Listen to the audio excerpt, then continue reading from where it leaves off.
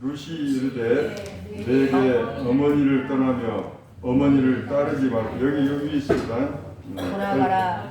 강권하지 마옵소서. 어머니께서 가시는 곳에 나도 가고 어머니께서 머무시는 곳에서 나도 머물겠나이다. 어머니의 백성이 나의 백성이 되고 어머니의 하나님이 나의 하나님이 되시리니 어머니께서 죽으시는 곳에서 나도 죽어 거기 묻힐 것이라.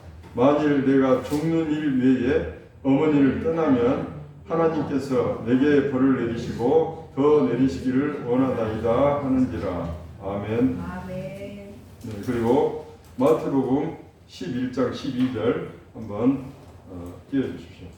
마태복음 11장 12절. 다 같이 여기 있습니다. 시작. 세례 요한의 때부터 지금까지 천국은 침노를 당하니 침노한 자는 빼앗느니라. 아멘. 오늘 제목이 천국을 침노하는 자라고 되어 있을 거예요. 근데 오늘 보니 이 룻기를 우리가 영화처럼 딱 생각을 해보면 황량한 암몬, 모압은 요단강으로 보면은 동쪽 편에가 있어요. 서쪽 편에는 이제 예루살렘이 있고 유대 땅이고 예루살렘. 어느 날 10년 전에 가뭄이 들어가지고 엘리멜렉이라고 하는 사람이 자기 아내를 데리고 그 땅에 가서 그곳에서 두 자녀들과 함께 그 땅을 건너가지요. 가서 그곳에서 두 아들이 결혼을 했어요. 근데 먼저 어느 날 아버지가 돌아가시고 아노미 누구죠? 나오미 남편이 이제 죽은 거예요. 이 나오미를 중심으로 보면 어느 날 내가 과부가 됐어요. 근데 좀 있다 큰아들이 죽었어. 큰아들 며느리는 오르바인데 그래서 큰아들이 죽고 오르바가 과부가 됐어. 좀 있으니까 또 둘째 아들도 죽은 거예요. 그래서 결국은 둘째 아들 며느리 룻. 그래서 큰아들은 말론이고 말론의 아내는 오르바고 둘째 아들은 기론인데 기론의 그 아내는 룻이죠. 그래서 말론과 기론이 죽고 오르바와 룻이 며느리가 되는데 어찌 보면 세 과부가 나와버린 거예요. 남자들은 남편, 큰아들, 작은아들이 죽어버리고 자기와 나오미와 오르바와 룻이라는 세 여자만 탈락 남은 거예요. 한 집에서 세 여자만 사는 것이 얼마나 좀 보기가 참 민망하지요. 더군다나 당시에 지금도 우리가 아라비아 혹은 또 저쪽 아랍 땅의 모든 거 보면은 아라비아도 그렇고 레바논도 그렇고 또 저기 북아프리카 그쪽에 가면은 모로코도 있고 튀니지도 있고 또 머리타냐도 있습니다. 머리타냐는 지금도 노예 제도가 있을 정도로 아주 옛날 모양으로 살고 있는데 그쪽에 가면 역시 여자들이 투표권이 없어요. 그런데 그 당시에 지금 이 배경이 BC 1100년경이면은 지금 우리가 2020년이니까 3220년 전 이야기죠. 근데 그때는 사실 남자들이 없어요. 아프가니스탄에 가면 어떤 사태가 벌어지죠? 여자들이 혼자 시장을 못 갑니다. 5명이 여자들끼리는 절대 5명이 시장을 못 가요. 반드시 남자가 한 사람 끼어 있어서 그 남자가 시장을 가야 돼요. 그래서 지난번에 어떤 일이 있었습니까? 약 10여 년 전에 한 소녀가 유엔에 와가지고 그 폭로를 했죠. 자기가 남장을 했어요. 왜 남장을 했냐면 아버지가 감옥에 가버리고 그 집안에 아무도 없는 거예요. 근데 시장을 가야 되는데 여자들끼리 시장을 갈 수가 없어요. 그래서 머리를 꾀를 쓴 거예요. 야, 네가 머리를 깎고 남자처럼 해라. 그래서 네가 같이 가면 소년이더라도 너는 남자로 보니까 같이 시장을 보고 어디를 갔다 올 수 있는 거야. 그래서 남자로 살았다. 그래가지고 정말 그 소녀가 그때 노벨 평화상을 탔나? 아무튼 세계 화제거리가 됐죠. 그 소녀가. 근데 여기 3000년 전에 어떻게 되겠습니까? 그때는 이 세 여자가 산다는 것은 지옥이죠. 있을 수 없어요. 그런데 자, 빈 들에서 어느 날 한번 떠올려보면 영화를 시작한다면 바람이 횡랑히 부는 그 뒤에서 세 여자가 이제 정말 그 오두막 집에서 서로 보따리를 싸우고 있습니다. 그러면서 길을 떠나려고 합니다. 근데 이 나오미가 오르바와 룻에게, 즉 큰 며느리와 둘째 며느리에게 이야기를 합니다. 너희들도 알다시피 이제 아무 나는 힘도 없고 또 이쪽이 더욱 한 10년 전에 가뭄이 들어서 저 이스라엘에서 이쪽으로 강을 건너서 동쪽으로 이 모압 땅으로 와서 내 두 아들들이 이 모압 여인인 너희들과 결혼을 했는데 그 두 아들들마저 죽어버리고 나는 이거 10년 동안에 세 남자를 다 잃었다. 그런데 이제 너희들에게 내가 더 이상 해줄 수 없다. 내 뱃속에 내가 임신이 혹시 돼 있더라면 그게 만약에 아들이다라면 내가 정말 너희들이 꿈이라도 주겠으나 그러나 언제 그 애가 커서 너희들과 결혼해서 태를 이어가겠느냐. 그러니 너희들이 각자 너희 친정으로 가라. 나는 어차피 내가 태어났던 곳 나를 고향으로 가서 거기서 살면 된다. 그랬을 때 이 두 며느리가 울고 불고 난리가 납니다. 그래서 13절에 보면은 이렇습니다. 14절에 그들이 소리 높여 울더니 오르바는 그의 시어머니에게 입맞추되 룻은 그를 붙쫓았더라. 나오미가 또 이르되 보라 네 동서는 그의 백성과 그의 신들에게로 돌아가나니 너도 너희 동서를 따라 돌아가라. 즉 오르바는 그 말에 대해서 자기 시어머니가 한 말에 대해서 인정을 하는 거예요. 그래 내가 이 과부가 셋산 과부가 또 시어머니를 따라서 예루살렘으로 이스라엘로 간다 한들 무슨 뾰족할 수가 있겠느냐.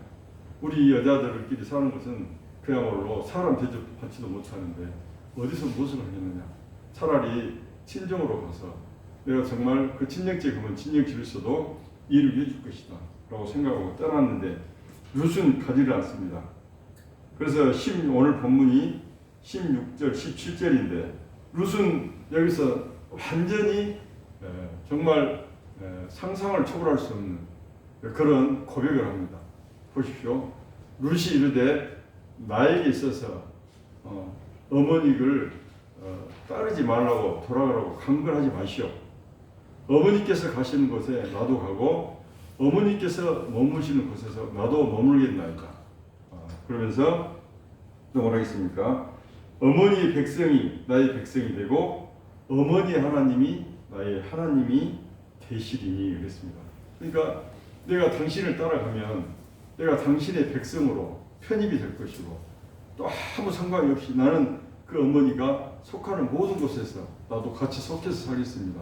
더 중요한 것은 어머니의 하나님이 나의 하나님이 되시리니 여기서 정말 하나님까지 저희가 정확하니 신앙 고백을 합니다. 15절을 보면은 나오미가 그 오르바가 떠났던 그것을 뭐라고 말합니까? 보라, 네 동서는 그의 백성과 그의 신들에게로 돌아가나니 그랬습니다. 그의 신들에게. 그 말은 뭔 말입니까? 오르바는 같이 생활을 했어도 그 하나님 앞에 제사 드리는 것은 하지만은 그도 나름대로 자기가 옛날 섬겼던 그 신들을 섬기고 있었던 거죠. 그래서 그 신들에게로 돌아간다. 그러나 룻을 보면 룻은 너도 네 신들에게로 가라라고 하지 않는 것이 이 오르바와 룻은 어떤 차별이 있죠. 신앙적으로 차별이 있습니다. 그 속에 룻에게는 하나님 여호와에 대한 믿음이 있었던 거죠. 그리고 17절에 보면 어머니께서 죽으시는 곳에서 나도 죽어 거기 묻힐 것이라. 만일 내가 죽는 일 내 어머니를 떠나면 여호와께서 내게 벌을 내리시고 더 내리시길 원하나이다. 여기서도 차라리 어머니가 저를 저주하십시오. 저는 신들에게서 여호와라 하지 않고 신들에게서 저주를 받을 것입니다. 이렇게 해야 되잖아요. 근데 여기서 반드시 여호와 이름을 그가 말하는 것은 이는 인간적으로 시어머니의 의리 속에서 시어머니를 따르는 것이 아니라 그 속에는 신앙이 있었던 거예요. 어떤 신앙이 있었을까요?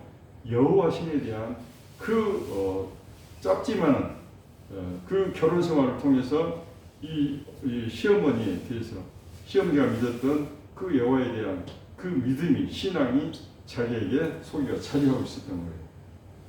오늘 사실 상황이 이 오르바와 룻을 우리가 딱 비교를 해보면 오르바는 떠났던 것입니다. 그것은 첫째 그는 의리로도 타당하지 않다고 생각했던 거예요. 둘째로 신으로도 여호와 신은 차별적인 신이고 유일한 신이 아니다는 것. 즉 어디에서든 가든지 섬길 수 있는 신이고 자기 고향에서 밀곰을 섬길 수도 있는 그런 똑같은 신이라고 생각을 했던 거예요.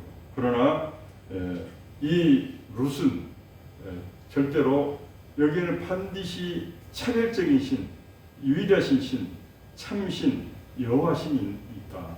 이 여호와신은 반드시 뭔가 정말 신실하게 그 믿음을 지키는 자에게는 축복을 주실 것이라는 그 속에 믿음이 있었던 거예요. 그래서 사실 이게 잘못 보면 시어머니에 대한 의리처럼 보이지만은 그 시어머니에 대한 의리도 있었지만은 그 속에는 여호와 하나님에 대한 믿음이 자리하고 있었다는 것. 이것이 대단히 중요한 것입니다. 바로 그렇다면 우리는 여기에서 그 룻이 정말로 하나님 보시기에는 아까 말하는 마태복음 11장 12절 말씀 천국은 침노하는 자에게 주는 거예요. 그런데 요즘 어떻습니까? 아까 우리 담임 목사 김덕성 목사께서 말씀하실 때 교회에서 뻑하면 서로 비난하고 또 정말 어떤 일을 해결하는 것처럼 보지만 그 속에는 사실 비난이 자리 잡고 있고 또 시기와 질투가 자리 잡고 있고 그리고 정말 미움이 자리하고 있고 진정한 평화가 없고 정말 행복이 없는 그러한 땅이 이 땅입니다. 그러나 그 속에서 정말 하나님을 사랑하는 자들은 자기가 욕을 혼자 먹고 우선은 오해를 사서 배척을 당할지라도 입을 다물고 끝까지 그 말을 지킬 것을 지키면서 우선 손해를 보죠. 그러나 시간이 지나고 6개월이 지나고 1년이 지나고 어느 날 그 본질이 드러났을 때 아니 그때 그렇게 말하지 않았느냐 우리가 오해를 했지 않느냐라고 말할 수 있는 그런 상황까지라도 정말 가는 자들이 있습니다. 그리고 아무리 담임 목사가 뭐라 해도 떠나지 않는 그리고 자기 믿음이 결국 주변 사람과 교회 환경이 아니라 온전히 하나님 앞에 선다는 이 정말 그 신앙을 갖는 자들이 바로 천국을 침노하는 자들입니다. 오늘 룻이 바로 천국을 침노할 때 하나님께서 어떻게 그 룻을 예비해 가는가 한번 보겠습니다. 우리 2장 20절 보면은 나오미가 그들에게 이르되 나를 나오미라 부르지 말고 나를 마라라 부르라. 이는 전능자가 나를 심히 괴롭게 하셨음이라 그랬습니다. 이제 고향으로 돌아갔습니다. 고향에 들어갔더니 19절을 보니까 그들로 말미암아 떠들며 이르기를 온 성읍이 그들로 말미암아 19절을 보면 온 성읍이 그들로 말미암아 떠들며 이르기를 이가 나오미냐? 벌써 소문이 다 파다 입은 거예요. 본 사람마다 우리 옆에 이웃집에서 했던 이야기들 지난번에 네가 했던 이야기 그 나오미가 바로 이 나오미냐? 그렇게 하는 거죠. 옛날에 10년 전에 이곳에 가뭄이 들 때 이곳 누대 땅을 버리고 남편과 아이들 데리고 갔는데 결국은 세 남자를 다 잃어버리고 쌍가부가 와서 이제 산다는데 정말 어떻게 살지 막막하고 도대체 왜 죽었는지 말도 안 하는데 정말 무슨 일이 있었는지 하면서 수군거리는 그 나오미 이야기를 합니다. 그때 사람들이 그렇게 할 때 나오미는 이렇게 말합니다. 나를 나오미라 부르지 말고 나를 마라라 부르라. 마라는 어디서 들어봤어요? 출애굽기 15장 23절에 보면 마라의 스물이 나옵니다. 마라의 스물. 그 마라의 스물을 보고 애국에서 나왔던 이스라엘 백성들이 모세에게 힘이 되들죠. 이 쓴물을 마시도 못한 이 우물에 우리를 들어와서 우리를 죽이려고 하느냐 하고 대적할 때 그 나무를 띄어서 하나님께서 띄어라 할 때 그게 쓴물이 바뀌었죠. 먹는 물로. 아무튼 오늘 이 나오미가 이제 극도로 고향에 왔으나 굉장히 마음이 상해 있고 또 자기들을 반기는 사람이 아무도 없었고 정말 어떻게 해야 될지 아주 난감한 때가 닥쳐왔습니다. 그리고 이제 그 상황이 2장으로 넘어가는데 2장으로 넘어가기 전에 이제 그게 추수할 무렵이 되는 거예요. 추수 때라 하면은 우리는 가을을 말하지만 저쪽 그러니까 이스라엘 그쪽 가나안 땅이라든가 저쪽 유럽 가기 전에 중동아시아거든요. 중동아시아는 어떠냐면 5월, 6월 달에 우리 보리 타작할 때 그때가 추수 때다. 그때 이제 밀과 보리가 나오는 거죠. 그들이 주식이기 때문에 그쪽에서는 벼농사를 하지 않습니다. 그래서 22절에 보니까 나오미가 모압 지방에서 그의 며느리 모압 여인 룻과 함께 돌아왔는데 그들이 보리 추수 시작할 때에 베들레헴에 이르렀더라. 그런데 그러면서 하나님께서 어느 날 가만히 있으면 안 되니까 지금으로 말하면 야 우리가 앉아서 굶어 죽을 수가 없다. 그러니 나가서 박스라도 주어서 그 박스라도 주어서 팔아서 남이라도 사서 모아야 될 거 아니냐. 그렇게 하면서 우선 룻이 나가서 알바를 시작합니다. 2장 3절 볼까요? 2장 3절에 보면 룻이 가서 비에는 자를 따라 밭에서 이삭을 줍는데 우연히 엘리멜렉의 친족 보아스에게 속한 밭에 이르렀더라. 아멘. 이게 우연이라고 되어 있습니다. 그러나 이 저자는 이걸 우연이라고 말했지만 그 우연이 나중에 보면 우연이 아니었구나. 이것은 하나님께서 그 룻이 말하는 당신에 있는 하나님이 나의 하나님이 되고 또 내가 당신을 죽기 전에 당신을 떠나면 당신의 여호와께서 나를 벌을 내리시기를 원한다 했던 그 여호와 하나님, 그 여호와 하나님께서 룻의 그 겨자씨만한 믿음이 있는 것을 보시고 룻에게 벌써 이렇게 깔아놨습니다. 예비를 했어요. 그래서 그 예비했는데 우연히 아무 밭으로 갔는데 그 밭이 보아스의 밭이 된 것이죠. 그러면서 이 보아스가 어느 날 저 소녀는 누구냐 하면서 보면서 8절과 9절 볼까요? 2장 8절과 9절 보면은 보아스가 룻에게 이르되 얘 딸아 들으라 이삭을 주우러 다른 밭으로 가지 말며 여기서 떠나지 말고 나의 소녀들과 함께 있으라 그랬습니다. 8절. 여기서 무엇입니까? 이 점진적으로 하나님께서는 우리의 개인적 구속사, 가정의 구속사, 교회의 구속사, 한 민족의 구속사도 절대로 이렇게 엘리베이터를 태우지 않습니다. 반드시 계단을 걷고 올라가도록 하시지 엘리베이터를 타고 무사 통과 1층에서 12층으로 팍 가지를 않아요. 왜? 그렇게 했을 때 반드시 우리 삶 가운데 또 실수하고 또 요 앞에서 정말 교만해지고 그래서 다시 또 1층으로 내려와야 돼요. 하나님께서는 차라리 그러지 말고 한 계단 한 계단 시간이 걸리더라도 가라. 그래야지 엘리베이터를 타고 갔다가 떨어져서 다시 1층으로 오는 그 고통을 너희들이 더 감내하기 어려우니 지금은 힘들더라도 한 계단 한 계단 올라가거라. 이게 바로 하나님께서 우리에게 주신 구속사의 그 어떤 과정들이에요. 그래서 여기서 보면 지금 1차 하나님께서 또 은혜를 예비하셨습니다. 여기 보니까 아니 겨우 한쪽에서 이제 무슨 왕따 당해야 할 소녀죠. 뭐 국적, 민족도 틀리지. 어느 날 뭐 계보도 없이 와가지고 쉽게 말하면은 서울역에 가도 뭡니까 서울역에서 노숙자들도요 어느 날 갑자기 제가 가서 한쪽에 가서 이렇게 눈다고 가 있으면 어서 왔어. 넌 저 끝으로 가. 왜 네가 갑자기 이리 와? 이렇게 하는 거예요. 근데 어느 날 그 지방의 유력자 부하세 밭에서 갑자기 이삭을 줍는데 죽든지 말든지 한쪽에서 제 주사 정말 보리변 옆에서 죽고 가면 저 뒤에서 다 죽거나 그쪽에서 겨우 하나씩 남는 놈도 있어요. 혼자서 이렇게 죽어야 마찬가지죠.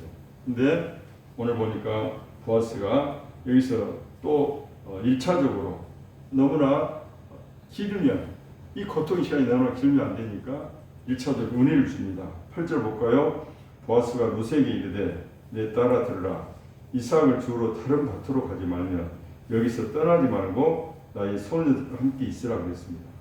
그 지금 왕따 당해 그 말을 해보니까 저 사람 처음 왔는데 저 소년은 우리와 같이 여치 우리는 몇 년 동안 여기서 이삭을 주며 거두를 주며 정말 식솔처럼 먹고 살았는데 저희도 어찌 보면 함부로 왕따 시키고 내보내지 못하도록 주인께서 말을 하셨네. 이제 법이 된 거죠.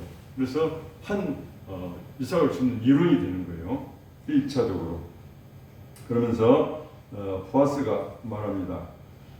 그에게 루세에게 또 말합니다. 내 남편이 죽은 후로 내가 시어머니에게 행한 모든 것과 내 부모와 고국을 떠나 전에 알지 못하던 백성에게로 온 일이 내게 분명히 알려졌느니라. 여호와께서 내가 행한 일에 보답하시기를 원하며 이스라엘의 하나님 여호와께서 그의 날개 아래에 보호받으러 온 내게 온전한 상 주시기를 원하노라. 아멘. 이것은 하나님의 보아스의 입술을 통해서 하나님의 마음을 전달하는 거죠. 보아스를 통해서. 그러니까 하나님께서 말합니다. 루다, 내가 네 남편이 죽은 후로 네가 시어머니와 함께 또 이렇게 살다가 오르바와 함께 살다가 오르바는 떠났지만 네는 정말 네 시어머니와 나를 배반하지 않고 또 네 시어머니 백성이 네 백성이 되고 네 시어머니가 섬기는 하나님이 네 하나님이 되고 네가 만약에 네 시어머니 배반하면 여호와 하나님이 내가 너를 벌하실 거라고 너는 그렇게 신앙고백을 했는데 그 신앙고백을 보아스 입술 대신해서 하나님께서 말씀하신 것입니다. 바로 하나님께서는 당신의 직접적으로 계시를 줄 때도 있으나 그 계시를 들을 만한 상황이 아닐 때에는 주변의 사람들이 입술을 통해서 때로는 경고도 하시고 때로는 축복도 하시고 때로는 또 일러도 주시는 것이죠. 오늘 보아스 입술을 통해서 여호와께서 그 말은 내가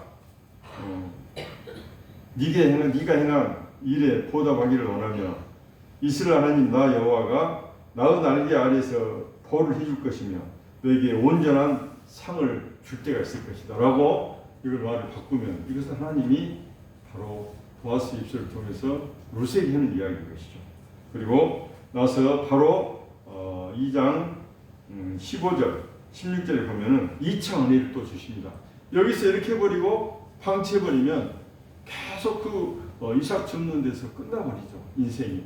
그러나 바로 하나님께서는 또 그것에 대해서 감사함으로 또 정말 매일매일 내가 정말 이렇게 이삭이라도 죽게 해주고 나를 다른 밭으로 쫓지 않고 해주시는 저분은 너무나 하나님 감사합니다. 어머니 정말 나 정말 오늘 갔던 그 밭이 이렇게 해줬습니다 하고 감사함으로 나갈 때 또 2차 은혜를 주십니다. 2장 15절 볼까요?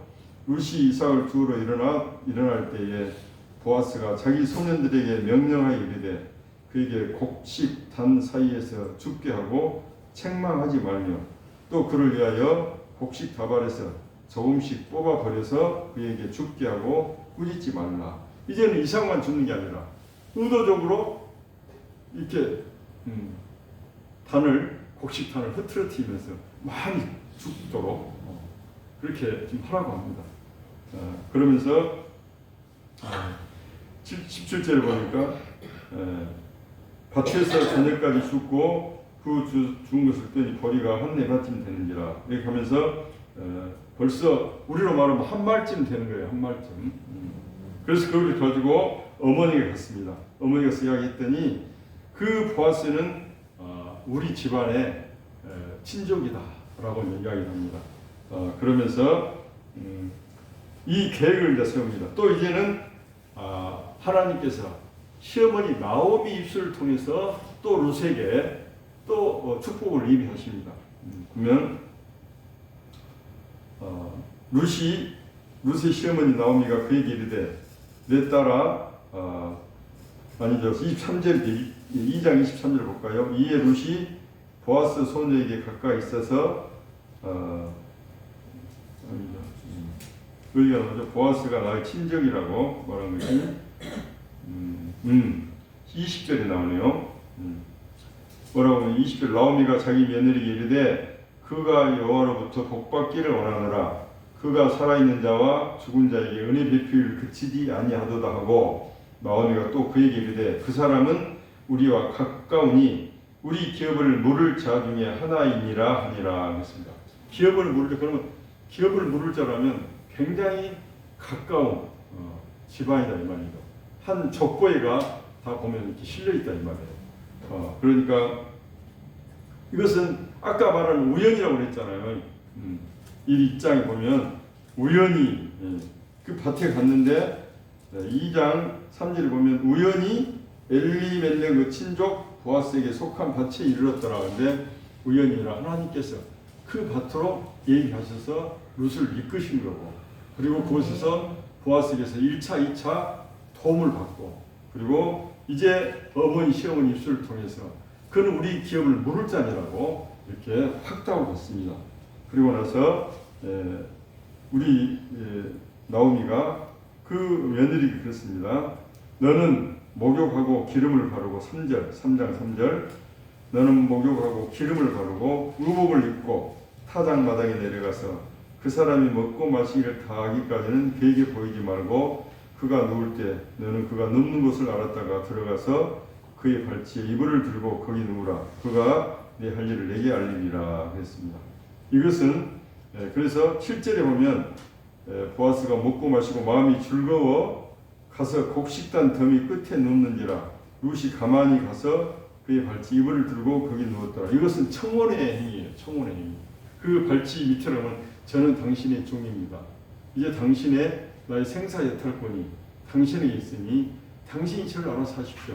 당신이 나를 거절하고 배제하려거든 내쫓으면 되는 것이고, 당신이 나를 정말 식솔로 나의 보호자로 나의 남편같이 나의 주인처럼 되려면 저를 거두시면 됩니다. 이게 바로 이 청혼인 것이 청혼의 방법. 그래서 밤중에 깜짝 놀라 10절에 보면은 이렇습니다.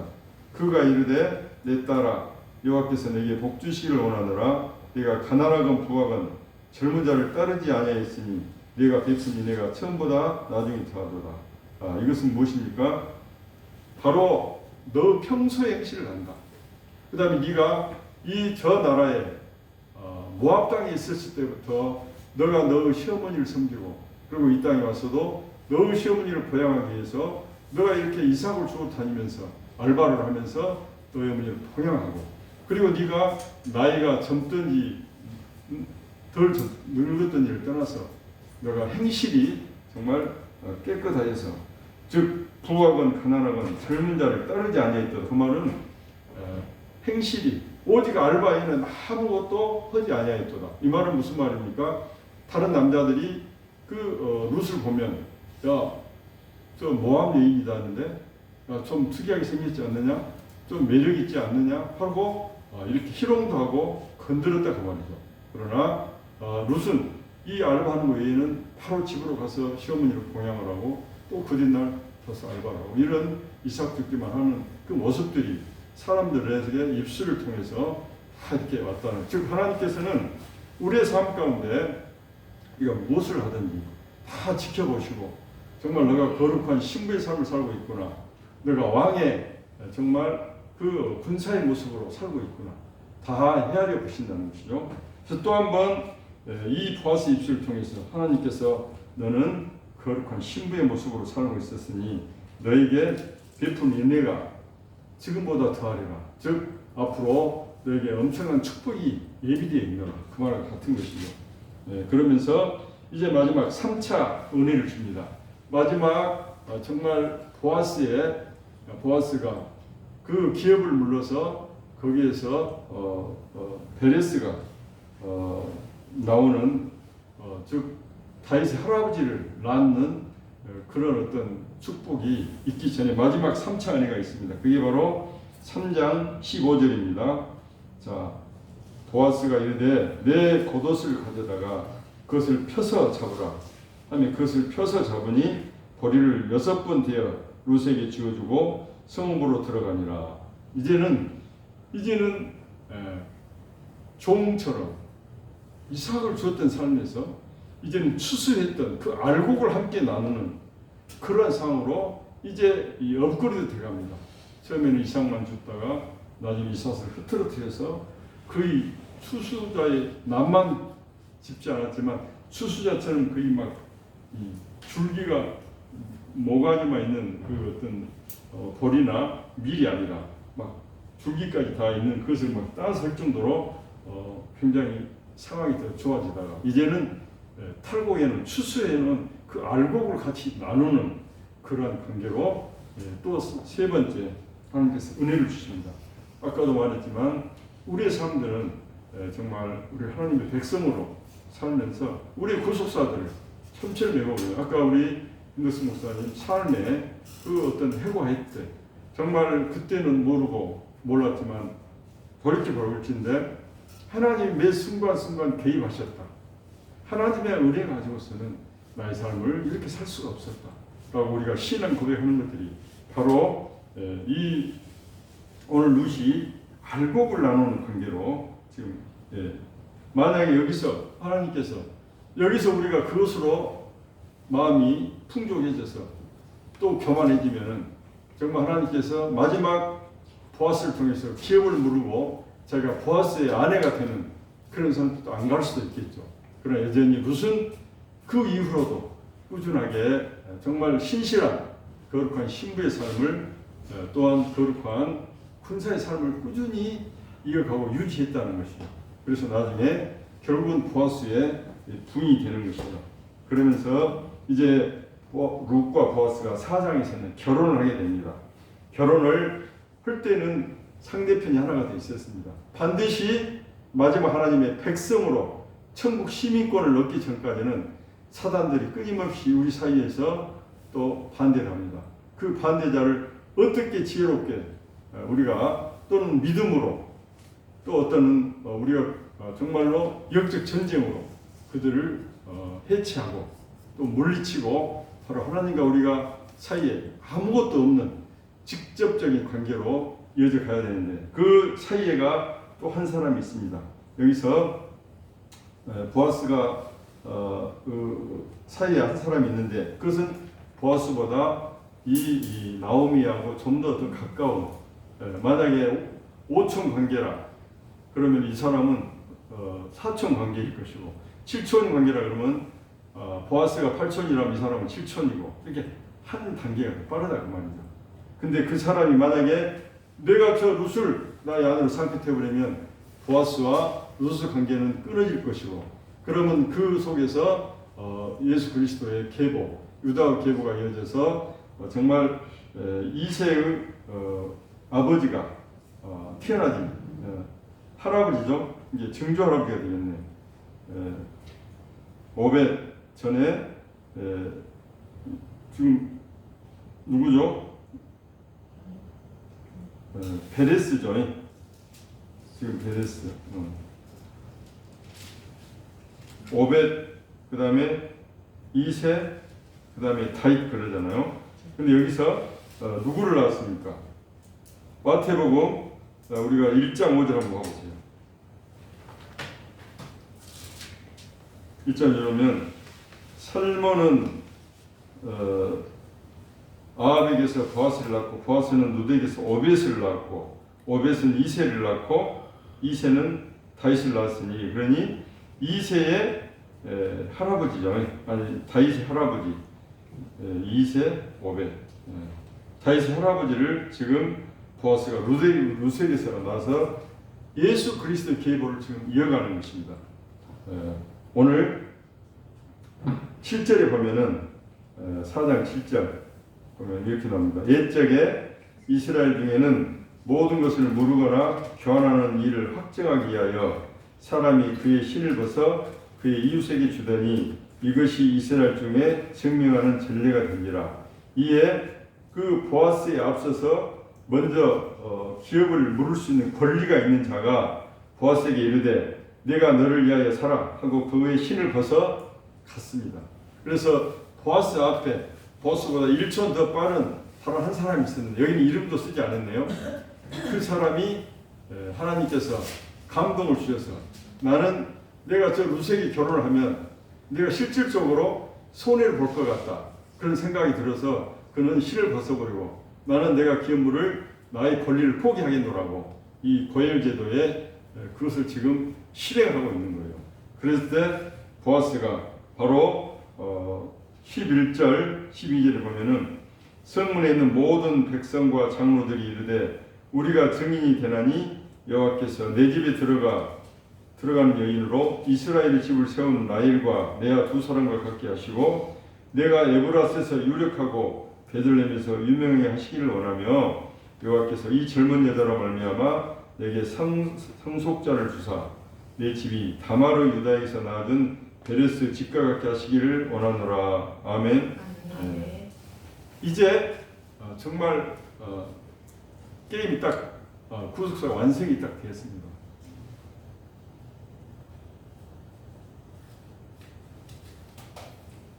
암몬 모압 땅에서 정말 새 쌍과부가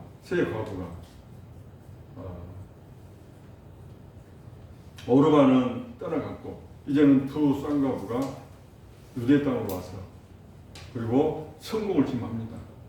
그 성공의 큰 핵심은 무엇입니까? 첫째로 그는 이 시어머니와 관계를 끝까지 같이 함께 하였습니다. 죽어도 주를 위하여 살아도 주를 위하여가 죽어도 시어머니를 위하여 나오미와 함께 그 다음에 두 번째 그 더 깊숙이 나는 그 여호와 하나님과 죽어도 여호와 하나님과 살아도 여호와 하나님과 이 원칙을 깨뜨리지 않았고 그 입술만 통한 게 아니라 삶 자체가 매우 성실하게 그 시어머니를 봉양하기 위해서 혼자서 이삭 줍기를 알바를 하면서 끊임없이 그곳에서 흐트러진 모습이 없이 사람들 입술에서도 참 저 여자 텐데 그렇게 하면서 결국은 이 보아스의 정말 은혜를 세 번에 걸쳐서 업그레이드가 돼가면서 결국은 그 보아스가 너하고 나 사이는 우리가 신중하게 하나님께 정말 은혜를 구할 일이 있다. 나와 너 사이에는 나보다 1촌이 빠른 다른 한 사람이 있다. 만약에 그 사람이 널 그 기업을 잊게 하겠다고 났으면 우리는 어쩔 수가 없다. 쉽게 우리를 말하면 기도하자.